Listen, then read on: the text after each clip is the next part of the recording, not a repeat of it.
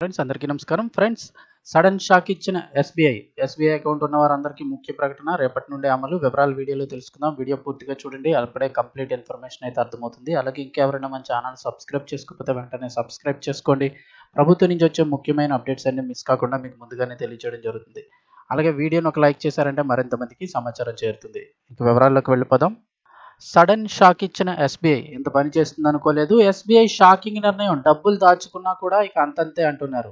అసలు ఏంటి అని చూస్తే, ప్రభుత్వ రంగంలోని అతిపెద్ద బ్యాంక్ అయినటువంటి state bank of India SBI తమ కస్టమర్లకు సడన్ షాక్ ఇచ్చింది. ఇటీవలే అధిక వడ్డీ రేట్లు కల్పించే స్పెషల్ ఫిక్స్డ్ డిపాజిట్ స్కీమ్ అమృత కల్సన్ నిలిపివేసిన ఎస్బీఐ ఇప్పుడు మరో షాక్ ఇవ్వడం గమనార్హం. ఎంపిక చేసిన వివిధ టెన్యూర్ డిపాజిట్లపై వడ్డీ రేట్లను 10 బేసిస్ పాయింట్ల వరకు తగ్గించినట్లు తెలిపింది. సవరించిన కొత్త వడ్డీ రేట్లను ఏప్రిల్ 15, 2025 నుంచి అయితే కనుక అమల్లోకి తీసుకొస్తున్నట్లు తెలిపింది. కొత్త వడ్డీ రేట్లు ఎలా ఉన్నాయో ఒకసారి అయితే చూద్దాము. ముఖ్యంగా కొంచెం అమౌంట్ ఉన్నవారు ఎవరైనా సరే ఫిక్స్డ్ డిపాజిట్లు అయ్యే చేయాలనుకుంటారు. ముఖ్యంగా ఇలాంటివి ప్రభుత్వ రంగ బ్యాంక్ అయిన పెద్ద ఎస్బీఐలో అయితే కనుక ఇబ్బందులు ఉండవు. ప్రైవేట్ బ్యాంకుల్లో వడ్డీ ఎక్కువ ఇచ్చినా కొంచెం రిస్క్ ఎక్కువ ఉంటుందని చెప్పేసి ఇలాంటి బ్యాంకులు అయితే చేస్తూ ఉంటారు. ఇలాంటి బ్యాంకులు అయితే సురక్షితంగా ఉంటాయని చెప్పేసి, ఇక సురక్షితమైన స్థిరమైన వడ్డీ కోరుకునేవారు ముఖ్యంగా సీనియర్ సిటిజన్లు బ్యాంకుల్లో ఫిక్స్డ్ డిపాజిట్లు చేస్తుంటారు. బ్యాంకులు సైతం వివిధ టెన్యూర్ల ద్వారా మంచి వడ్డీ రేట్లు కల్పిస్తాయి. అయితే రిజర్వ్ బ్యాంక్ ఆఫ్ ఇండియా ఇటీవలే రెపో రేట్ను 0.5% మేర కోత పెట్టింది. దీంతో బ్యాంకులు సైతం డిపాజిట్లపై వడ్డీ రేట్లను తగ్గిస్తున్నాయి. ఇప్పటికే చాలా బ్యాంకులు తగ్గించగా ఇప్పుడు దేశీయ అతిపెద్ద బ్యాంక్ అయిన ఎస్బీఐ సైతం అదే దారిలో నడిచింది. వడ్డీ రేట్లను తగ్గించేసింది. ప్రస్తుతం ఎస్బీఐలో 7 రోజుల నుంచి 10 సంవత్సరాల మెచ్యూరిటీ టెన్యూర్ డిపాజిట్లపై జనరల్ కస్టమర్లకు 3.5% నుంచి 6.90% వరకు వడ్డీ రేట్లు కల్పిస్తోంది. సీనియర్ సిటిజన్లకు అయితే 4% నుంచి 7.40% వరకు వడ్డీ రేటు ఇస్తోంది. అత్యధిక వడ్డీ రేటు 2-3 ఏళ్ల టెన్యూర్పై అయితే కనుక కల్పిస్తోంది అంటున్నారు.